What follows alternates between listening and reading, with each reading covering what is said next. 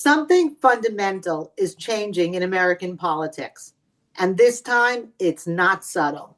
For decades, when someone ran as a Democrat, especially in places like New York, there were certain expectations: support for working families, strong public safety instincts, a belief in American alliances, a clear commitment to the US Israel relationship, a recognition that capitalism, while imperfect, was the engine of prosperity. That foundation is now being challenged.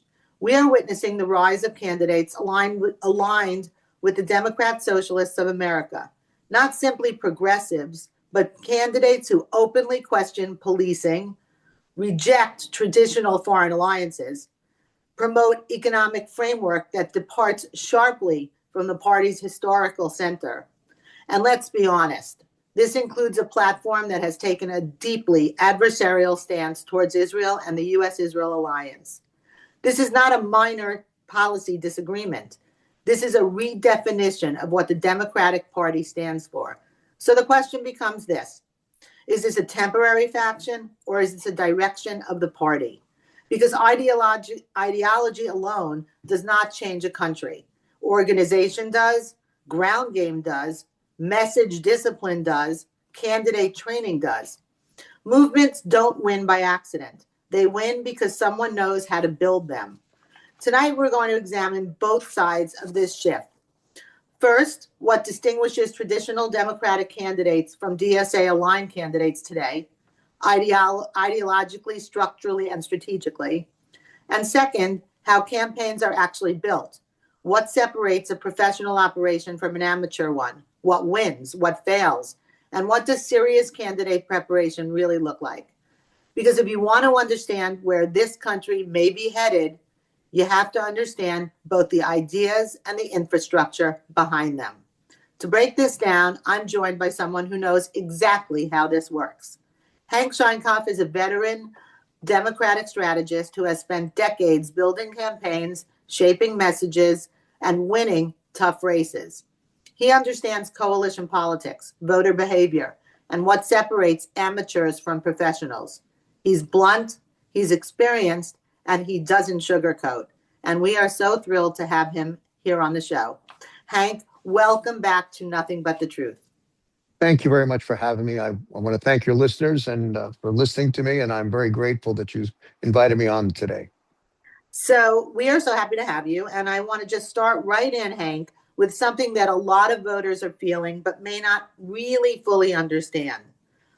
For decades, when people said Democrat, that means something fairly predictable: urban machine politics, labor unions, moderate liberals, pro-Israel, strong on public safety, focused on middle-class issues. Today, many of the candidates we're seeing aligned with the DSA seem very different. Can you tell us about that? Well, absolutely. They are different. I think you're correct to say it that way. This is not the Democratic Party we once knew. This is what is DSA, first of all? It's a marriage between the Students for Democratic Society and the former Democratic Socialist Organizing Committee, which was frankly pro-Israel, very pro-working class, and wasn't that different from Democrats in many ways. Was founded, among the founders was Michael Harrington, who wrote the classic book on poverty, and these were serious people. What you have today is a hostile takeover of the Democratic Party, funded by Arabs likely, and Arab interests or anti-Israel interests, because there's no other way to explain it, and George Soros and others who have no faith in the American system or seek to exploit it for their own uses. By killing the Democratic Party, what they're doing is, they're taking a dead animal, and when you have any vacuum, it tends to get filled, and they're taking over that dead animal and using it for their own benefit. Why do they need it? Because in most states of the country, you cannot get on the ballot as a third party. You need some entity. So what we see is a takeover of half, at least, of the political structure of the country. It's happened in New York. It's happening on the West Coast. It's happening to some extent in the Midwest, in Chicago, and other places.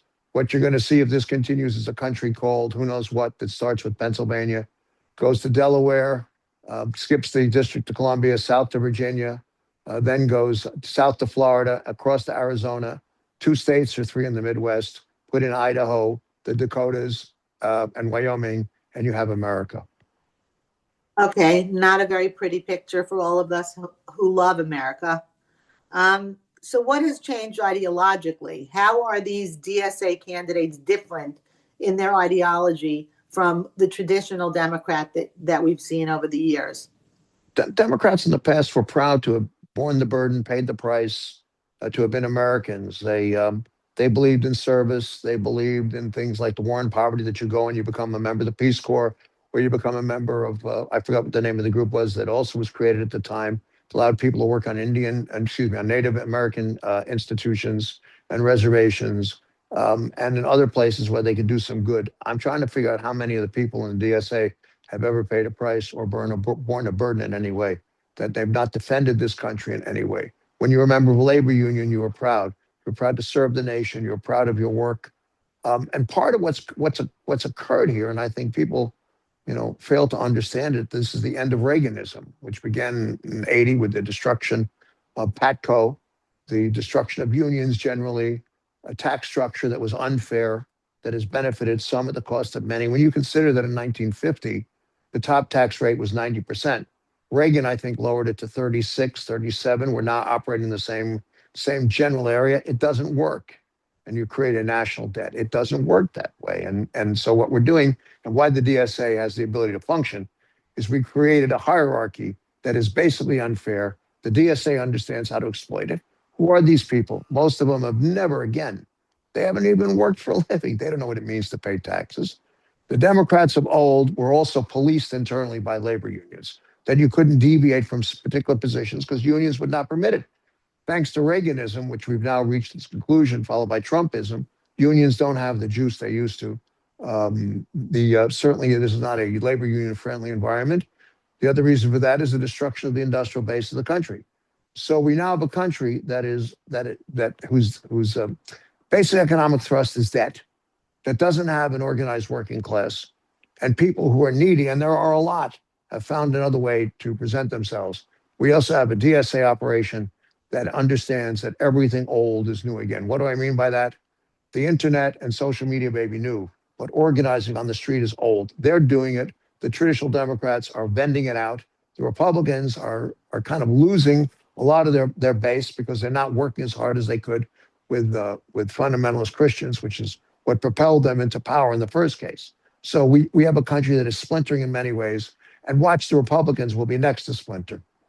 So before we actually get into ground game tactics, which we're going to definitely cover because you are really an expert at that, I want to just stick with the ideology for just a moment. For Sure. the people who are listening, you've given us a lot to think about just now, but you've said it in a more maybe a way that most people in the know might understand. But for myself included, Sure. I need to hear it in a more simple way. So, what actually is the ideological shift? You're talking Reaganomics, and all that, but can you just spell it out? We have people in this country that are in need, who have no place to go. The Democrats have become, and the Republicans, frankly, have become institutionalized in a way we never expected, which is Why is getting this different than what why has happened because it's traditionally? really not about service anymore. It's about incumbency. It's about staying in office. It's about having the perks, and it's about raising money. Money has corrupted the process in ways we never thought possible. I worked on the most expensive congressional campaign up to its time in 1982. We spent $2 million. I think in the Ossoff race that we know about, and this is in reported money, when he ran for Congress the first time in Georgia, I think they spent $20 million that was reported. That doesn't include independent committee activity. The Citizens United decision, which allowed corporate money to be spent at will without reporting in the way we're used to, and made it so under the guise of freedom of speech, has corrupted the process. The cost of campaigns has become astronomical, and the only beneficiaries are those likely in Washington, frankly, who are part of what I call the political industrial complex, that are making more money than ever before. Now, don't get me wrong. I did very well in political campaigns. I'm very grateful to God. It supported my family. It put two children through college and graduate school, things that I could never have dreamed about when I was coming up as a blue collar kid. So I'm not knocking it. What I'm saying is the cost of things has become so astronomical. The profit motive has replaced ideology. and incumbency has replaced ideology, and the desire to remain in office forever. Public financing really hasn't helped because all it's done is made sure that incumbents can stay in office. So this is not a good system. It's not what was intended by the founding fathers. But before we get to the actual system, I really want to talk about the ideology. The ideology There is none. Well, of the traditional Democrat, because I myself grew up as a Democrat. My dad was a vet.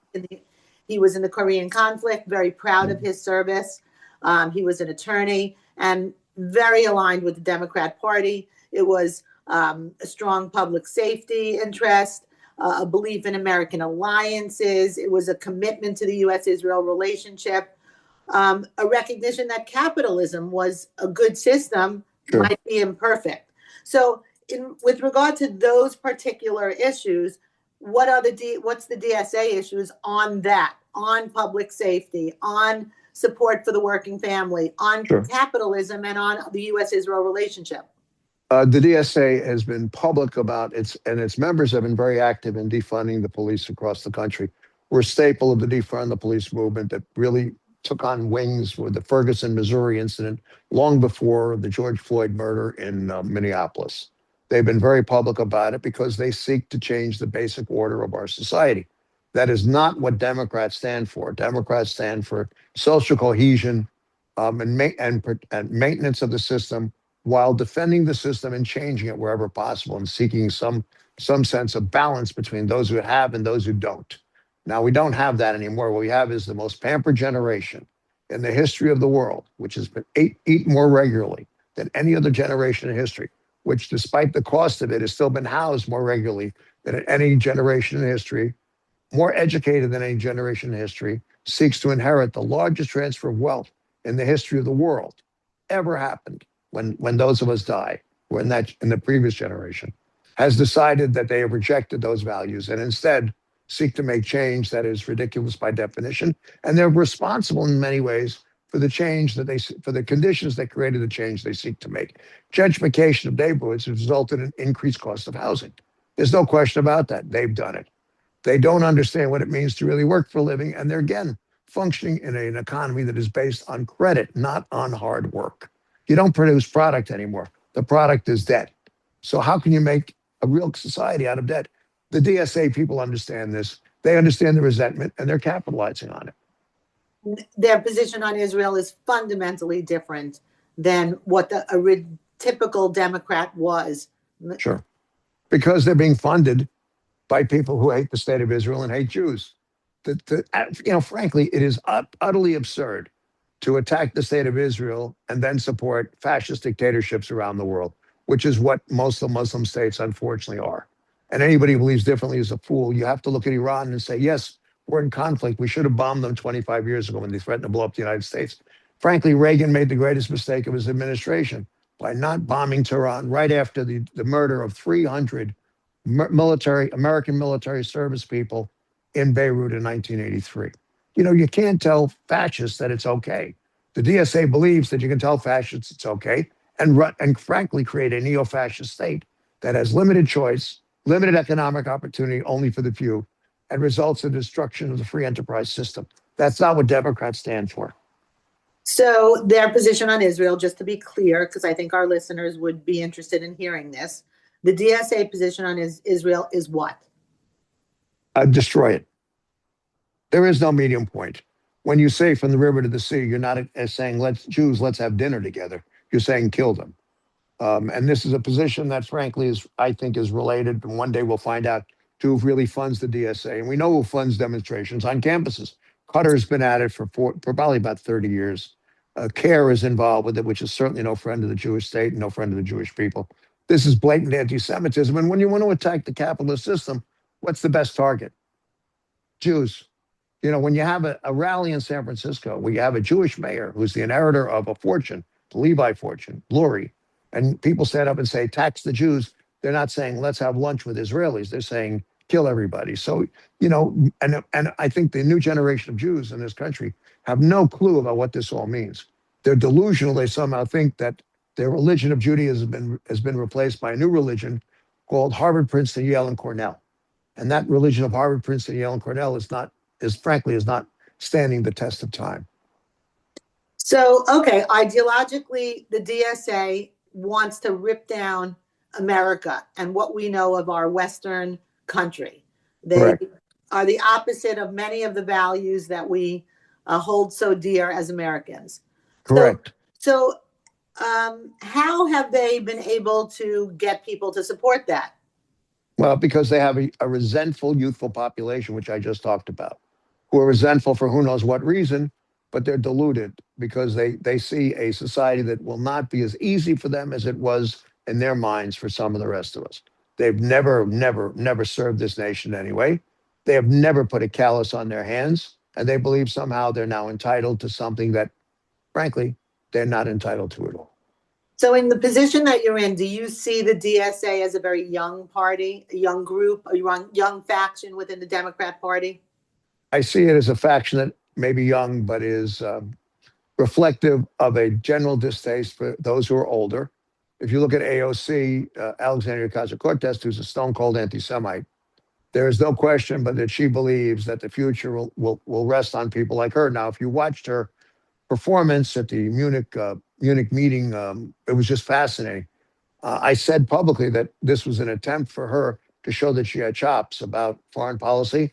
And what she showed is that she had no chops and was frankly an ignoramus, but made sure to attack the Jewish state at that time, which tells you that internationally attacking the Jewish state, thanks to DSA, thanks to Arab money, and thanks to who knows what else, the general changing of the guard and the movement of Islam into acceptance in Europe, that the future for Jews in this country and in Europe is likely not a very good one. Okay. Doesn't sound very optimistic, Hank. But I'm not optimistic at all. I think that unless we begin to organize again and make people understand that you cannot buy democracy, you've got to get into the streets, knock on doors. You know, Mondami got elected in New York City not because of the internet. He got elected in New York City because they paid for it, and I predicted they would pay, and I predicted he would win in January of 2025. And people said I was out of my mind. But they did something that nobody really understood. Everything old is new again. The internet is new, but getting on the street, banging on doors, getting people to turn out, and nonstop putting your efforts into it is what the future holds if you're going to win. If you're not going to win, do the old stuff. But that's what the future holds. So, okay, you can actually really speak about this. What does a good campaign look like? Walk us through what a serious professional campaign should look like today. If you were advising a candidate running in a competitive district, what would you do? First of all, it depends on what kind of district and what level of office. But we're spending so much money on campaigns that even at the local level. I want to give you like specifics. So we're talking about New York races for a state assembly or city council, that type of race. Okay. Well, as you know, I've worked all over the world at campaigns at every level. So we'll take a race like that. We're not generally going to poll because polling is expensive. But if we do, we're going to take a smaller sample to try to figure out who the targeted population is that we should be speaking to. We're going to need people who can do a couple of things. We need a manager of some sorts, which I believe is just a functionary who opens and closes the door. A consultant who says, by the way, which is me, this is what we ought to do. We probably will communicate in direct mail, but less because people are not using direct mail in the way that we used to. Therefore, we're going to go on the internet. We're going to figure out who the target is. We're going to look at the algorithms that tell us who we should be speaking with and in what and when and over what. Find the appropriate venues on the internet, start doing advertising into them, and we're going to hit doors. We're going to find out within that target, we need to get, where are they, where do they live, who are they, and how quickly can we get to them before the opposition does? And how much does something like that cost? Depends on the campaign. I mean, there are caps and limits in New York City on the amount of money you can spend in a council race, but that doesn't stop independent expenditures, which is the real enemy of democracy. What is that? Explain that. That's independent. Those are campaigns that are funded by outside entities that are not funding the campaign themselves, who are able to put additional money without any cap on it into an expenditure to benefit a particular candidate. Is that a super PAC? Kind of a super PAC in some ways. They're called different things. In New York, In New York City, they're called 527s. They impact directly into council races. Now, state senate races and assembly races are also seeing more of independent expenditure activity. Why? Because you put caps in there on the amount of money the candidates directly can spend or campaigns can spend. It's not enough to do the job. It's not enough for particular interest to win. So we're living in as an interest group society that those interest groups seek to dominate the political discussion. And the DSA is not very different because they're doing the same thing. It seems like the DSA is more organized. It seems like they really have a machine in place. Just watching the Mamdani race and how basically an unknown came from behind with zero experience to take the role of mayor of one of the most important and largest cities in the world. Would you say that that's correct? I would say that's correct. I would also say that the candidates in that campaign running against him were flawed, which gave him the advantage. I would also say that his ads were better. His campaign was better overall. It was better run. It was better organized. The message was clearer. And I predicted they would put 40,000 people on the street in the primary, which they did, and a guesstimation, I guessed, of 100,000 on the street in the general election, which I believe they did. All paid for by outside money in many cases, which you'll never even know about. And do you see that happening in the races all over New York? It will happen all over New York. Why? Because the DSA prize is to win the speakership and the majority leadership of the state Senate and the state assembly in New York. And if they do, what will happen in the 28 and 30 reapportionment is that you kiss Dan Goldman, should he survive this race, goodbye. You will kiss Greg Meeks goodbye, and you will kiss not Richie Torres, who I think will survive well, but the third pro-Israel congressman in the region, goodbye. And I don't think people really understand how serious that is. Then the same thing will occur in California, which is the plan. They're very smart. How do you defeat that in New York? What would you say is the way to defeat that from happening? We have to think differently about campaigns. We have to stop thinking globally and nonsensically and talk about specific localized issues that move populations in specific ways. We know the question is affordability now. So if Republicans start talking about crime, they're going to lose those campaigns. They've got to come up with affordability arguments. You have to begin to think about what people want to hear, not what the politicians want to hear. The usual sloganeering is not working. If it were, we would have a Mamdani, right?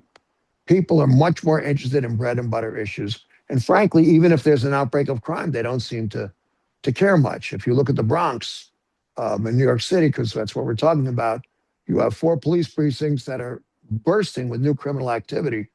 But the Bronx voted for, and in good portion, voted for Mamdani. So how do you account for that? Because people are concerned about affordability.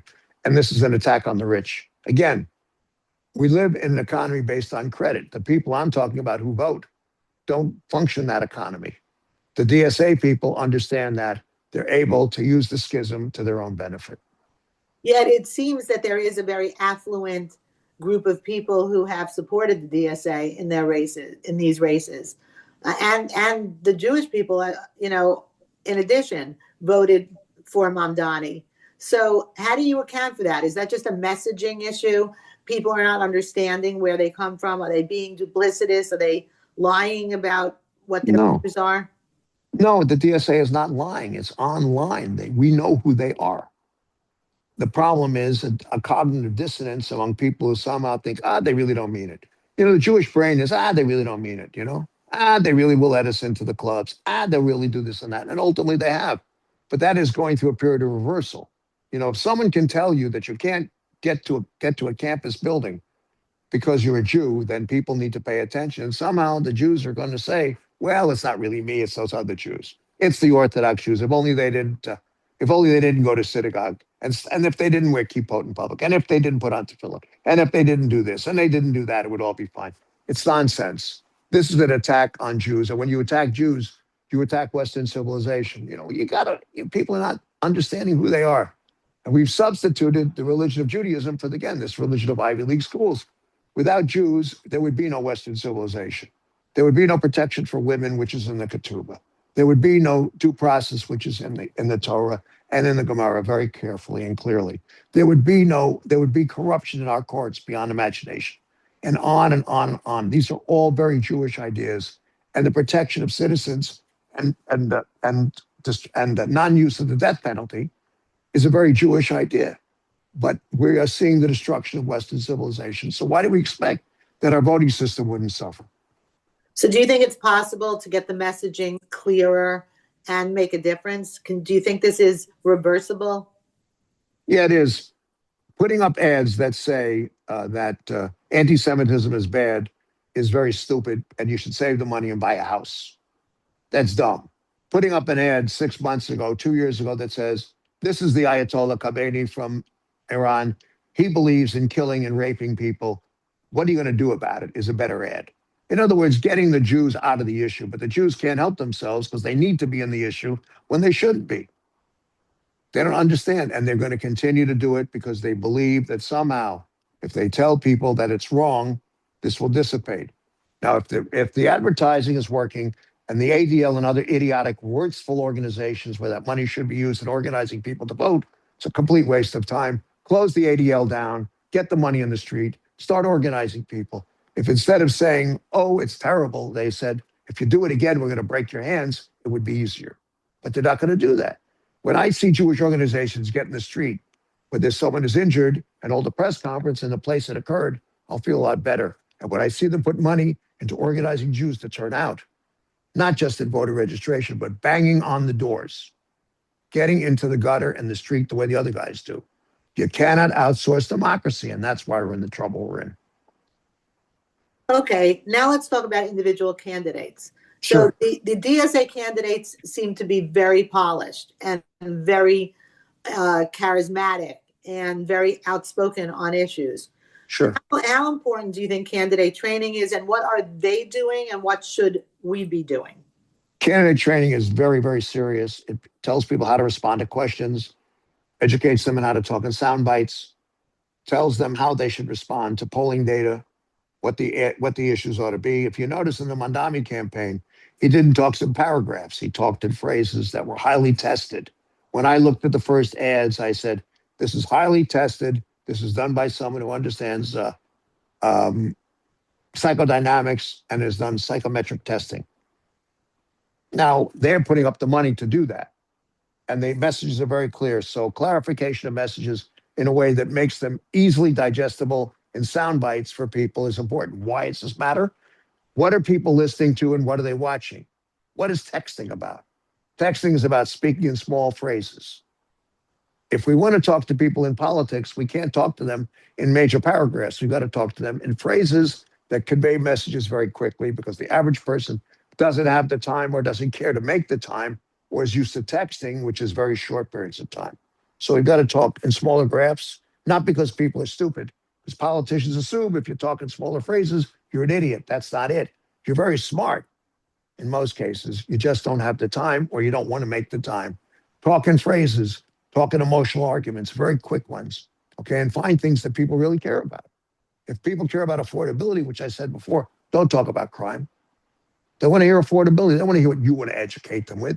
In other words, we're not in the business of educating people. We're in the business of turning out people. And we're in the business of emotionally upsetting them or emotionally hitting them in a way that they want to turn out. And that's what the other guys are doing. And that's what traditional people are not doing. So as an expert, looking at these races that you've talked about and that we've all seen, would you say that the DSA does this very well, and they're continuing to do this very well?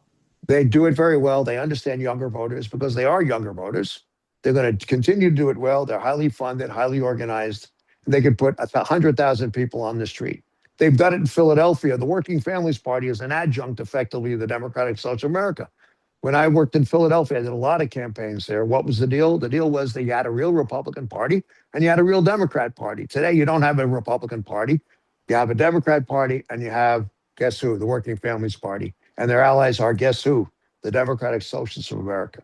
If we do not change our campaign styles, if we do not disable the political industrial complex that runs these campaigns, if we do not empower people at the local level to get into those trenches and hit those doors on rational issues, this country is going to turn upside down, and it will take about 10 years to do that.